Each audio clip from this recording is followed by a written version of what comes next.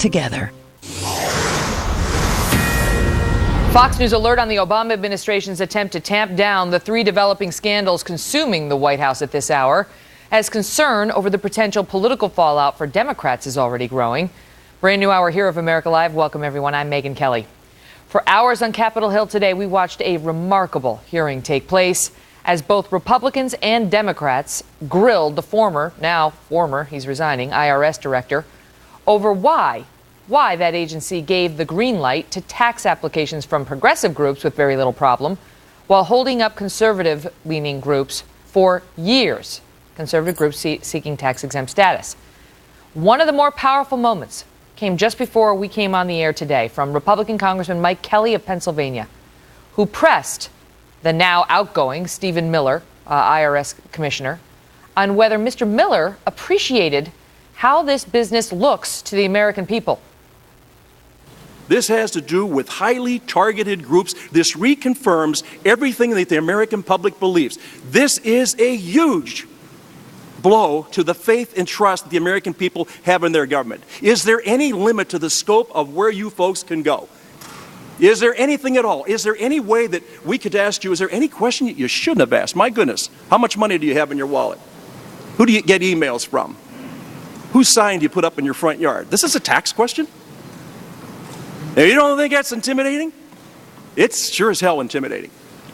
And I don't know that I got any answers from you today. And I don't know that what Mr. George has done is great work. But you know what? There's a heck of a lot more that has to come out in this. And anybody to sit here today and listen to what you have to say, I am more concerned today than I was before. And the fact that you all can do just about anything you want to anybody, you know, you can put anybody out of business that you want anytime you want. And I got to tell you, you talked about you're a horribly run organization. If you're on the other side of the fence, you're not given that excuse. And when the IRS comes into, you're not allowed to be shoddy. You're not allowed to be run horribly. You're not allowed to make mistakes. You're not allowed to do one damn thing that doesn't come in compliance. If you do, you're held responsible right then. I just think the American people have seen what's going on right now in their government. This is absolutely an overreach, and this is an outrage for all America. I yield back. All right. Mr. Griffin is recognized for 5 minutes. Thank you, Mr. And the applause went on. Chris Direwalt is our Fox News digital politics editor and host of Power Play on FoxNews.com. Applause! Applause at the House Ways and Means Committee hearing. Has it ever happened before? Getting rowdy at Ways and Means. Well, Congressman Kelly, who I've interviewed him, I know a little bit. That's from the heart. That's how he is. That's his deal. And he was speaking there for Republicans who, and not just Republicans, independents, Republicans, some Democrats. Not just Republicans, because sometimes you couldn't even tell who was a Republican and who was a Democrat today in the questioning. When it comes to disdain for the Internal Revenue Service, that is definitely a bipartisan subject, and it definitely brings in a lot of independents. And what you heard from Congressman Kelly there, and what you've heard with less ardor from others today, is this: the IRS is a hammer. It is designed to be a hammer to crush down on people who try to skirt tax laws or don't pay their fair share. They are equipped with massive powers to make that possible. And therefore, today's bumbling and fumbling where you hear, well, I don't know, I don't remember, I don't know who, what. I mean, you try that in an audit and see how that goes. That's what they were saying. They're saying when you audit somebody, when you start harassing an American citizen over his or her taxes, do you take for an answer if it's a corporation, oh, we were poorly run. Oh, well, we made mistakes. And Mr. Miller said, oh, well, we'd work with them. And yet the congressmen were responding, well, I've got constituents you had in tears. You reduced people to tears because you've been so intolerant of mistakes from those on the opposite side of the table from you. So why should we be any more tolerant of you, Mr. Miller, and your inability or refusal to provide us with the names of the people who carried out this scheme? Well, and Mr. Miller is getting off pretty easy. His slightly earlier retirement date, I mean, look, he's heading back for sheet cake and a commemorative tote bag and off, no doubt, into a career at some law firm in the private sector to do pretty well. So he had to endure this day, but he'll be gone. And the question, though, is what remains? What's the political consequence that remains? Or perhaps as an Elliot Gould stand-in in the next Barbra Streisand film. Boo, Doesn't he boo. look like it? We were just talking about it. He looks like Elliot does. Gould. All right, but I digress. wasn't going to say anything. I digress. Yes, It's a serious matter. Yes, ma'am. Here's what I want to ask you. President Obama gave remarks today suggesting that what we are witnessing right now in Washington is really just about, the D.C. political types, and he and the American people are above it all. Listen. I know it can seem frustrating sometimes when it seems like Washington's priorities aren't the same as your priorities. I know it often seems like folks down there are more concerned with their jobs than with yours. Others may get distracted by chasing every fleeting issue that passes by, but the middle class will always be my number one focus. Period. Your jobs, your families, your communities. That's why I ran for president. That's what drives me every day as I step into the Oval Office. That's what I'm going to keep fighting for over the next 4 years. Thoughts on that? Well, I mean, it's a good day for him to get out of town. It's a good day. I think it's a government contractor, somebody who does government contracting work. Find a friendly audience somewhere and say, look, I don't care about all of this scandal business. I'm focused on putting the middle class back to work. I'm pivoting to jobs, as you've heard before. But the president knows two things. One, part of the scandal that will definitely damage him is the part that discredits the idea of a large and powerful government. That part is cooked in. How big and how bad and how deleterious it is to his overall agenda and his effort to sort of undo the Reaganism and re-embrace the idea of a larger, more powerful government as being good, time will tell. But that's going to damage that. But you tell me whether he is off point on that. I mean, that's the message he used in the campaign, which is anything other than the middle class and their job struggle is off page. But today, I mean, the Gallup poll released last night said most Americans believe that both the situation with the IRS and the Benghazi investigation warrant continuing investigation. 74% believe the IRS matter should be looked into seriously. 69% want Benghazi to be looked into further. So this is not just a Fox News thing. This is an American people thing. And it's not just a Washington thing, as President Obama just put it. I mean, that's a huge majority of the American people who want focus on Benghazi and the IRS.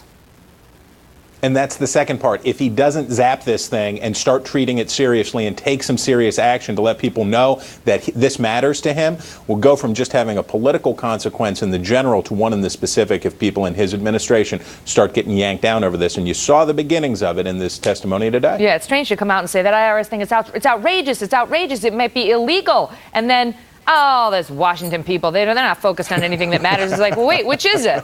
All right, Starwell, thank you. Good to see you, Chris. You bet. Well, the former IRS director, I mean, he's outgoing, right? He's sort of like transitioning in any event. Steve Miller, he was a great musician back in the day. It's Friday. He took a lot of heat today, and one of the questions that came up involved his pension and his benefits. Remember, he wasn't really fired. He was asked to resign a couple of weeks earlier than he had planned to. And this came up during some questions from New York Republican Tom Reed. Listen to some of that. And Mr. George, as a country lawyer from Western New York, you made some comments in your testimony about the partisanship determination. You kept referencing something that I've seen many times in my legal career, at this time. That implies to me that there are additional investigations coming down the pipeline that potentially could uncover such information. Isn't that correct? That is an accurate statement, sir. And I will be eagerly awaiting those future investigations. And I applaud your work, and I can ask you to continue to do that work. Mr. Miller, I just want to understand exactly, as we just had identified by Mr. George, numerous people in your organization that you had oversight, ultimate oversight for, his ability to identify those individuals. You didn't identify those individuals in any type of management oversight when you became aware of this situation in May of 2012 and reached out to those individuals? I certainly was aware of my own management chain, yes, sir. Okay. And so who in your management chain specifically did you talk to about this situation? After May, you mean, of 2012? After you became aware of it, you said you talked to your people in your management chain. I'm sure I talked to Joseph Grant. I probably talked to Lois as well. Just those two. That's all you talked to.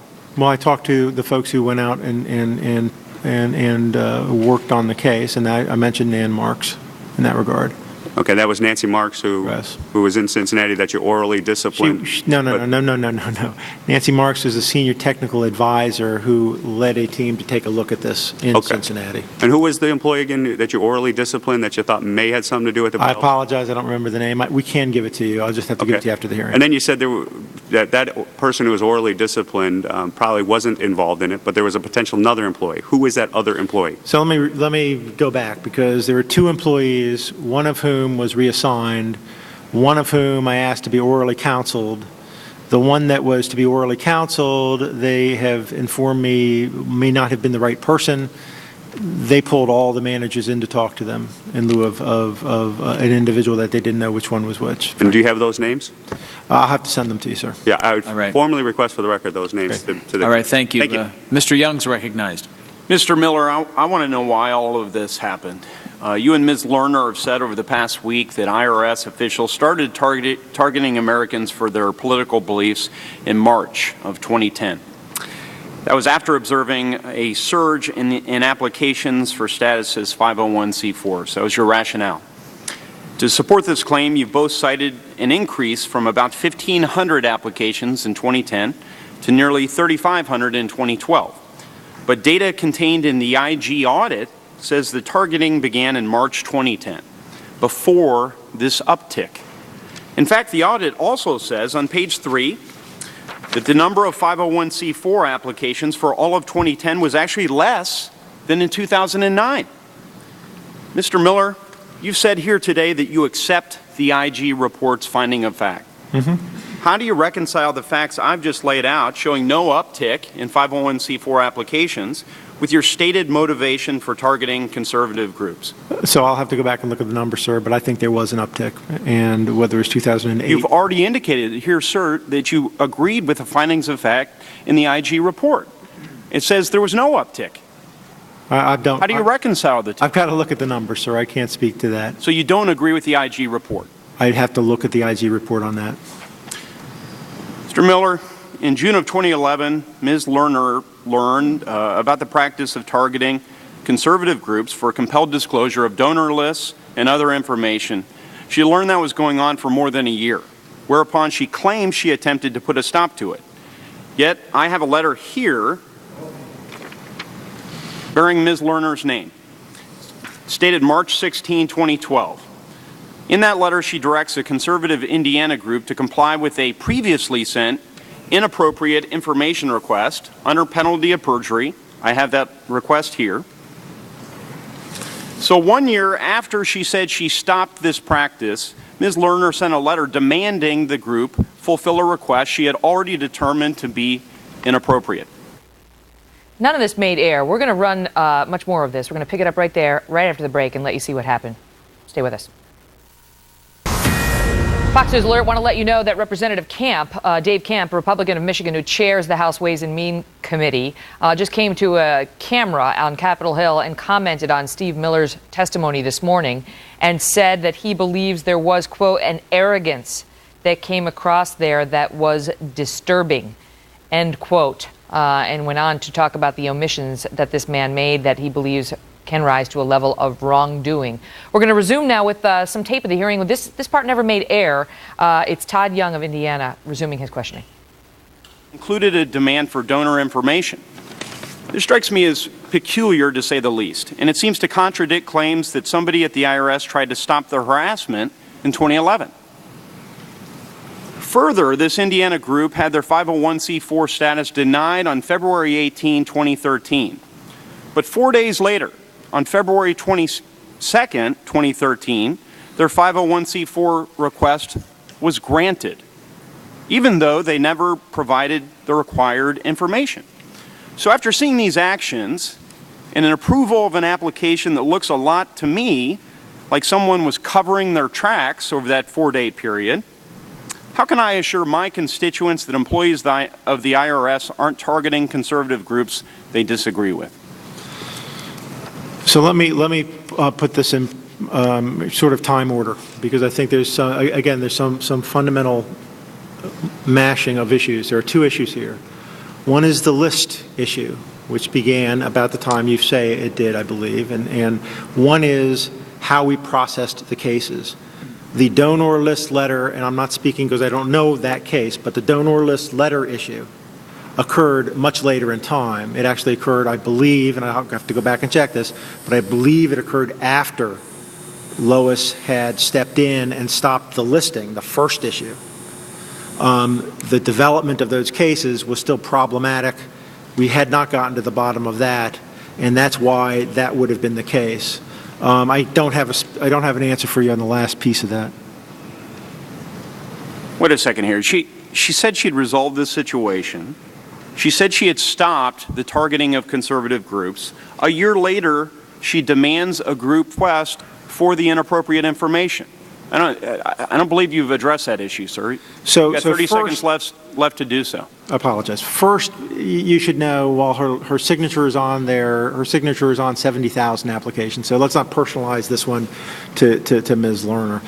Secondly, and probably more importantly, I think that, again, my understanding and what I think Mr. George has said is that in 2011, June or July, whatever it was, she handled and fixed the list issue. The cases were still in development. The cases needed to be in development. There were issues. We just did a remarkably bad time of it. All right, sir. And then it's just curious, I'll reiterate, a denial on February 18, 2013, and then a granting 4 days later. It does look a bit fishy there. We'll have to clarify that. Time has expired. You'll have to respond in writing. Mr. Kelly. Thank you, Chairman. Mr. George, you have been on the job since November of 2004. Is that correct, in your current position? 2004. Anything rise to this level before? No, nothing. Can I ask you, why did it take so long from the first time we knew that this was happening to got the report done? I met the president said just the other day, I think it was yesterday, that he just got a look at the report, and that's the first time he knew anything about it. Well, first, other than reading it in the papers, I guess. Are you asking how? Yeah. So, have you ever seen any of that magnitude before? Anything of this magnitude? No. It's never come up before. No, it has not. Okay. All right. Thank you, Mr. Miller. Now, you've been on the job for quite some years, but the current job you're in is from November 9th, 2012. So, is that right? So you just took over as acting commissioner. In November of 12, yes. I have both jobs. All right. But before that, one of your jobs, you were the Commissioner of Tax-Exempt and Government Entities Division. So you actually were in the job that we're questioning now, that group of what was happening there. So would you have been in Cincinnati? No. You were never in Cincinnati? No. So is Cincinnati some outpost? So obviously the IRS is a nationwide organization. Oh, I know. I understand that. I understand that. PODs. And I want to tell you, listen, believe me, if you think it's uncomfortable sitting over there, you ought to be a private individual when the IRS is across from you questioning. So I got to tell you, it's uncomfortable for everybody. But my question more specifically is, so how did Cincinnati get to where they are? How did they develop that strategy? And how did they know to go after these certain groups? How did they target those folks? That just a couple rookies just showed up, didn't really know what they were doing? So again, I would point to the TIGDA report on what happened. No, I understand that. I understand that. But I'm hearing these are low-level people that push the wrong button. Now, when Cincinnati can't figure out, who do they confer with? Who's their counsel? When they're looking at these entities, tax-exempt entities? Does it come back here to D.C.? There's two possibilities. Yes or no? Does it come back to D.C.? Yeah. Okay. All right. So D.C. and Cincinnati, we pretty well connect. All right. So we'll pick it up again on the opposite side of the break. We've got the benefit of hindsight now because this happened right before we came to air, but it was not shown to you. We'd like to show it to you because we think it's interesting and we think it's newsworthy. By the way, TIGDA is the Inspector General report. More right after the break. Picking up where we left off now with Congressman Kelly of Pennsylvania. Cincinnati, we pretty well connected and understanding what's going on. So this doesn't come as a great shock to anybody. In fact, I would say it doesn't come as a shock. You know what it does for the American people? It really establishes what they feared so often. I have a grandson who's afraid to get out of bed at night because he thinks there's somebody under the bed that's going to grab him. And I think most Americans feel that way about the IRS. I mean, you get a letter from you folks or a phone call, it's with terror that you look at it. And now this kind of reconfirms that, you know what? They can do almost anything they want to anybody they want, anytime they want. This is very chilling for the American people. Now, I know that where you're at, you're resigning, you're walking away from it. But this is not going to go away. This is a Pandora's box that has been opened, and I don't think we can get the lid back on it.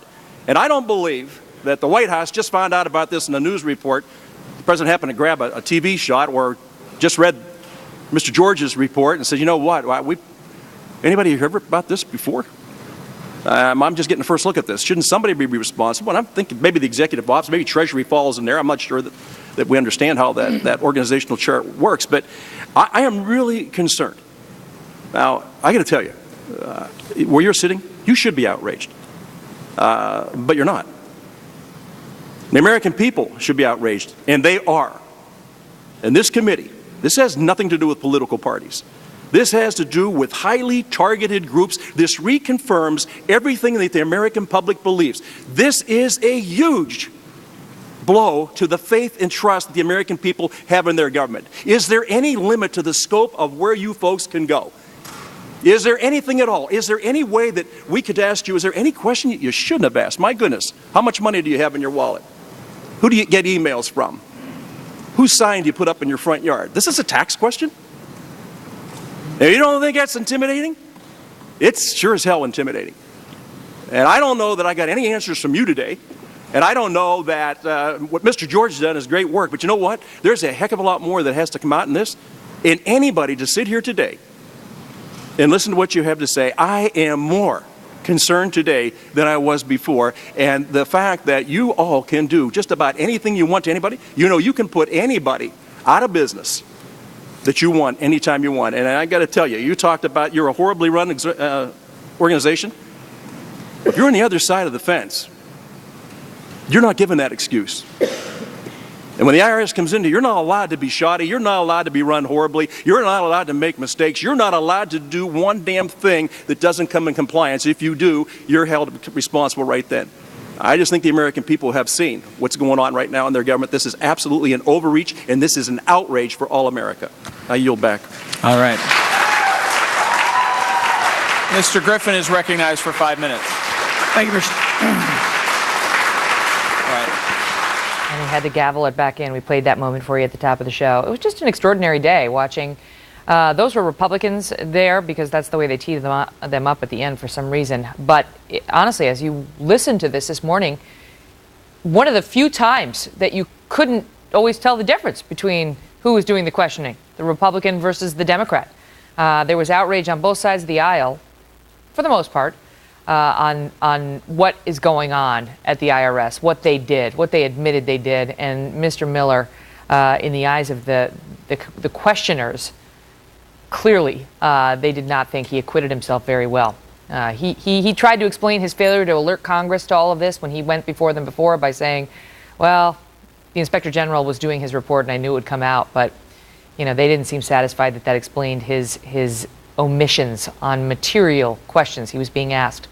Okay, just after the break, we're going to talk about this. Wall Street Journal columnist Kim Strassel is today suggesting that the responsibility for this controversy at the IRS rests completely with the president. Her argument, that debate fair and balanced next. Joe says just attacking people without ever disclosing who's behind all these attack ads. You don't know. It could be the oil industry, it could be the insurance industry, could even be foreign-owned corporations. You don't know because they don't have to disclose. Now, that's not just a threat to Democrats, that's a threat to our democracy.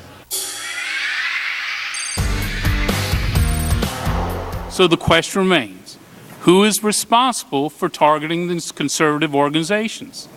So again, and I think if you look at the TIGTA report, it answers your question. There are no names in the Inspector General's report. So I'm asking you, not only as the acting commissioner, but as the deputy commissioner over this organization, who is responsible for targeting these individuals? So I don't have names for you, Mr. Brady, and I'm willing to try to find that out. Well, that was Republican Congressman Kevin Brady of Texas, grilling the outgoing IRS Commissioner Stephen Miller at today's hearing about the IRS's targeting of conservative groups. Still no answers to exactly who ordered the action. I mean, he actually said, I don't know, I can't remember. Really?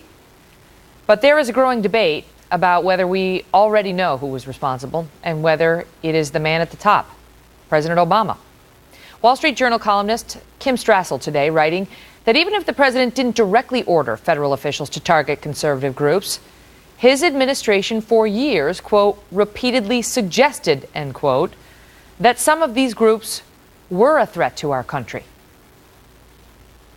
Just attacking people without ever disclosing who's behind all these attack ads. You don't know. It could be the oil industry, it could be the insurance industry, could even be foreign-owned corporations. You don't know because they don't have to disclose. Now, that's not just a threat to Democrats, that's a threat to our democracy. I think everybody should be worried that special interest groups that have already clouded the legislative process are soon going to get involved in an even more active way in doing the same thing in electing men and women to serve in Congress. If we make the House... Wah, wah. Sometimes the sound bites don't play when we want them to. There's more. I mean, listen, we could have done a sound bite that went on for 4 minutes with clips of the president and his emissaries, his advisors coming out and ripping on these so-called special interest groups who won't disclose their donors. They're talking about 501c4s, the very groups that have been targeted by the IRS. Joining me now, Lou Dobbs, host of Lou Dobbs Tonight on the Fox Business Network, and Joe Trippi, former Howard Dean campaign manager and a Fox News contributor. And so, you know, 501c4s are these campaign organizations. They're not supposed to be devoted entirely to political matters. They can do some politics. And they were in the crosshairs of the president and many on the left, beginning in 2010 in particular, and that is exactly when this scheme was hatched at the IRS by a, quote, team of specialists that decided, even though the law didn't require them to disclose their donors, you heard the president, they won't disclose their donors. They don't disclose. The IRS would get to the bottom of it. The IRS would find out who their donors were. And Mr. Miller tells us today, Lou, that this was not connected to the White House at all, but the team of specialists thought it was doing the right thing. Yeah, if I may say at the outset, I think that Steve Miller's testimony today, his appearance before the committee, the Ways and Means Committee, the most powerful committee in the Congress, was repugnant in his arrogance and his insistence that he would not. I mean, he made it very clear that he was beyond the power of the United States Congress. He was not serving the American people in any answer that he provided. With that said, what we are looking at here is, in my judgment, Megan, without any question, the beginning of an investigation that will be broad-based, that will flow to other committees well beyond Ways and Means, because this is obviously an Internal Revenue Service led by a completely partisan and incompetent leader, a man who is defying Congress and defying the right of the American people to know. This is a big deal, and Chairman Dave Camp of the Ways and Means Committee today learned that this is going to be a good part of his schedule for the remainder, at least, of this year. There's no question that the IRS is in trouble. They're in trouble. But the question is whether, this was blessed at the top. I mean, we had Ted Olson, the former Solicitor General of the United States, on this program yesterday, who said the fish rots from the top. And that's what Kim Strassel is positing, Joe, that he didn't, you're not going to find some smoking gun memo where President Obama called up the IRS and said, do this. In those clips, he was doing it. His ambassadors were doing it. The message he was sending about Tea Party groups and 501c4s, that's what led to this.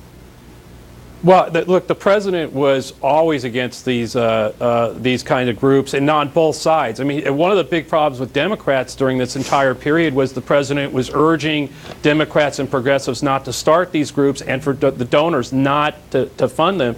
And it wasn't until very late in the 2012 process where he finally, and I was angry at him for doing it, where he finally caved and said, okay, donors create the groups, start forming them, and Democrats started playing the game too. I agree with Lou, though. That aside, I mean, so one, I don't think. Look, the president has campaigned against the NRA in the recent gun control debate, saying that they had too much power, that they were giving too much money to members of Congress. That's not a signal to the IRS or the FBI or anybody to go investigate them or audit them. And I think if the IRS is in trouble. Two, I agree with Lou. When you look at the committee today, as Megan and you pointed out, hard to tell Democrats from Republicans, a lot of unity, and they're going to get to the bottom of this, and this investigation is going to find out what happened. But I don't think it's going to get to the president or the White House. I believe he was making a political argument that he's been very clear about from the very beginning of these groups and the Citizens United. Well, I think that's the point, though, that he has been so clear, and that maybe some folks in his administration took the message. I mean, as Kim Strassel points out, we've had Frank Vandersloot on Fox News this week, and I think he's going to be on the O'Reilly Factor tonight, by the way. He talks about how he was big Romney donor, helped campaign finance for Romney, and no sooner does the Obama campaign come out and call him a person of less than reputable record. That's how they described him on their website, a wealthy individual with a less than reputable record. He gets audited 2 years of his taxes. Department of Labor informs him of an audit on his cattle ranch. The IRS informs him of a second audit. He'd never been audited before, and he's subjected to 3 and 4 months after President Obama's campaign team calls him out as less than reputable. I mean, that's the type of situation that can trickle down. Megan, this is, as we focus on the Ways and Means Committee hearing today, these are just pieces, if you will, of a much larger whole. And this is a systematic conduct on the part of this administration. Remember, we are looking at not only the Internal Revenue Service, we're looking at the Justice Department and its intrusions upon the First Amendment rights of the Associated Press, its writers, its editors. We are looking at Fast and Furious, the Attorney General, the top law enforcement officer in the country, held in contempt of Congress. We are talking about almost 9 months later. The American people have not been given a direct and full answer as to what happened in Benghazi and why. It is not an accident. This is the President of the United States. It is his administration. He is accountable. And for crying out loud, he said with a straight face that he wanted Senator Chuck Schumer to step forward and introduce again the Shield Law for journalists, which is he is saying to the entire country without so much as a single blanch or wink, that he is asking Schumer to protect journalists from his Justice Department so he can't do to them what he has already done to the Associated Press. We are looking at a farce that is being played with the values, the traditions, and the laws of the United States. But he has declared war on those values. Let me get Joe in, because the question is, can he get past this accusation that, look, you sent the message, you set the tone, without firing everyone involved in this to a material degree at the IRS? I mean, Lois Lerner, what's she still doing there? What about the people who hatched the scheme, who perpetrated the scheme, who never raised a red flag about doing this? Well, Megan, there's only 2 people that he appoints in the IRS, the commissioner who's now gone, and I believe the chief counsel. Everybody he knows else, some people. Lois Lerner. He's got some power. The president's got the power of the podium, and he can call for more people to be fired. And don't forget the Treasury Secretary. He can call on it, but he can't do it. I mean, actually, they're so insulated. This is one of the interesting things about this that I think has to be solved here. They're so insulated that Congress, the Ways and Means Committee, the President of the United States cannot fire Lois Lerner if they wanted to. He can call for it, Joe. He can call for it. They can call for it. Sandy Levin did call for it again today. But she's the one who has to either resign or the process of finding cause, finding her responsible for that cause, and then firing her has to go through because because of the laws that have been put in place since Watergate. Or maybe let's look at this woman who is Sarah Hall Ingram. Same with her. Who ran the program, and now she's running the Obamacare program for the tax department. I mean, that does not instill confidence. I got to run. Kelly Squart is next. I'll give you the quick final word, Lou. This is a mess that's going to get bigger, and this mess goes straight to the heart of this president's decision as to where to take this country. Great to see you guys. Lou always gets the final word. Sorry, Joe. Good to see you, Joe. We'll be right back.